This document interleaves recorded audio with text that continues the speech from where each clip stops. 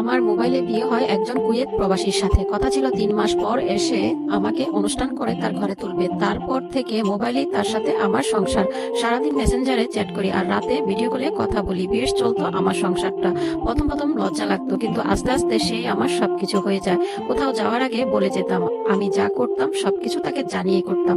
শ্বশুরবাড়ির মানুষও মাঝে মাঝে আমাদের বাড়িতে বেড়াতে আসতো। আমার শাশুড়ি বয়স্ক, তিনি আমাকে দেখে একজোড়া হাতের চুড়ি আর একজোড়া কানের দুল উপহার দেন।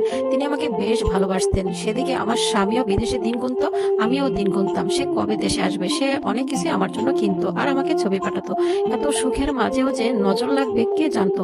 3 মাসের জন্য দেশে আসার কথা ছিল, কিন্তু হঠাৎ করে তার শরীরটা খারাপ হয়ে যায়। জ্বর ঠান্ডা, সে তার ফ্লাইটটা বাতিল করে, কারণ সে অনেকটা অসুস্থ ছিল। আমি অনেক টেনশনে ছিলাম। আমাকে সে বোঝাতো, টেনশন করো না, এমনি নর্মাল জ্বর হয়েছে। রাতে মন খারাপ করে কান্না করতেছিলাম, কারণ তার এই দিনই দেশে আসার কথা ছিল।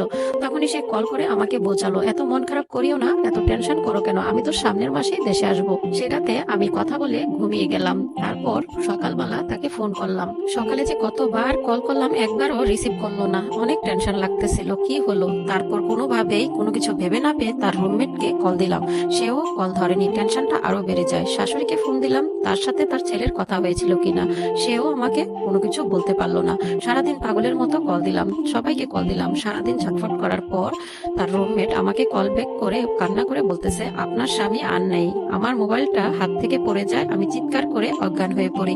আমার আম্মু দৌড়ে এসে ফোনটা ধরে ওই ছেলেটাকে জিজ্ঞেস করে কি হয়েছিল। তার রুমমেট বলল, গত রাতে তার প্রচন্ড জ্বর আর শ্বাসকষ্ট ছিল। তখন আমরা হসপিটালে নিয়ে যাই। অক্সিজেন নেওয়ার পথে সে দুনিয়া ছেড়ে চলে যায়। যে মানুষটার সাথে এতদিন ফোনে কথা বললাম, তার সাথে একদিন সংসারও করা হলো না, সেই স্বামী আমার জীবন থেকে চলে গেল। এই গল্পটা এক আপুর থেকে নেওয়া। এমন বেদনাদায়ক ঘটনা যেন কোনো মেয়ের সাথে না ঘটে। বিয়ের পর একটা মেয়ের কাছে স্বামী সবকিছু হয়ে যায়। তো ভালো থাকবেন সবাই, সুস্থ থাকবেন। ভিডিওটা ভালো লাগলে শেয়ার করবেন।